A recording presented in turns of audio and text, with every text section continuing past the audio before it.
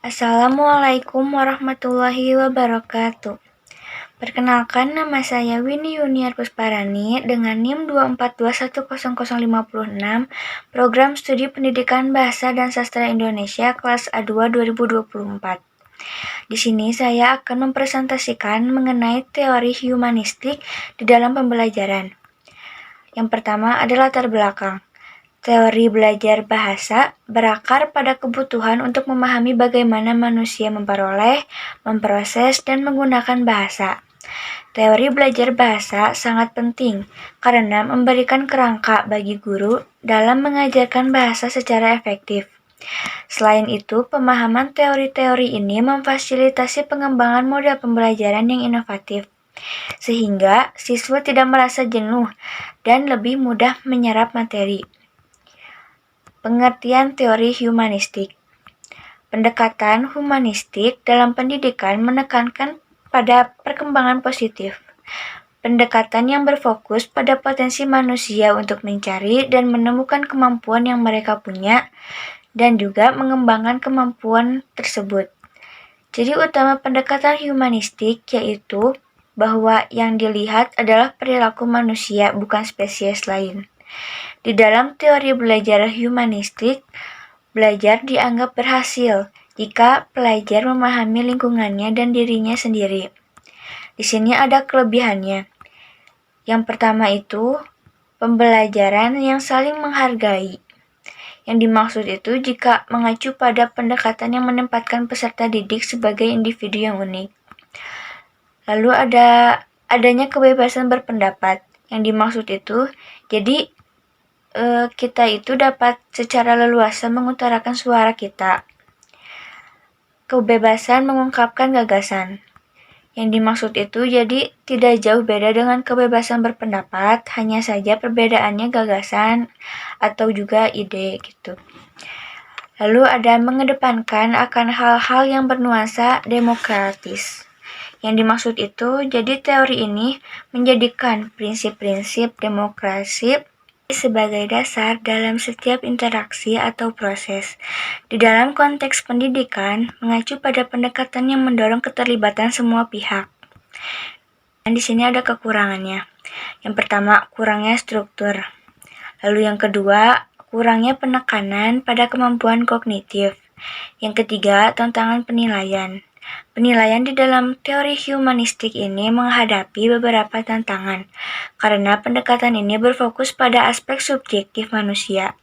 Beberapa tantangan itu antara lain sifat subjektif dan individualitas, lalu ada fokus pada proses dan bukan hasil. Lalu selanjutnya ada ketidakcocokan dengan semua siswa. Selanjutnya, ada aplikasi dalam pembelajaran.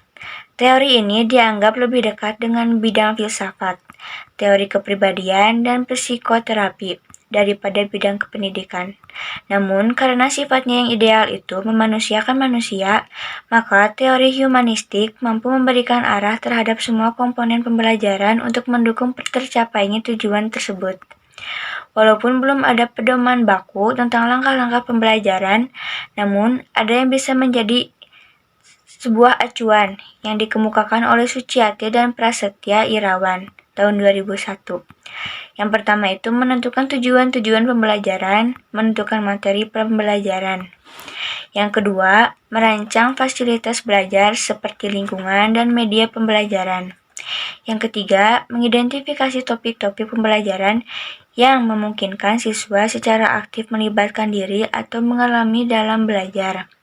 Yang keempat, ada merancang fasilitas belajar seperti lingkungan dan media pembelajaran. Yang kelima, ada membimbing siswa belajar secara aktif. Yang keenam, membimbing siswa untuk memahami hakikat, makna, dan pengalaman belajarnya. Yang ketujuh, membimbing siswa membuat konseptualisasi pengalaman belajarnya. Yang kedelapan, membimbing siswa dalam mengaplikasikan komponen-komponen baru ke situasi nyata. Lalu yang terakhir ada mengevaluasi proses dan hasil belajar. Di sini ada contoh aplikasi dalam pembelajaran. Yang pertama itu situasi siswa diajak menulis esai atau cerita tentang pengalaman pribadi mereka. Di dalam pembelajaran bahasa Indonesia, misalnya, siswa bisa menulis cerita tentang pengalaman liburan mereka, yang kemudian dibahas di kelas. Lalu yang kedua, di dalam pembelajaran bahasa, aktivitas seperti role playing, diskusi kelompok, atau permainan edukatif digunakan untuk melibatkan siswa secara emosional.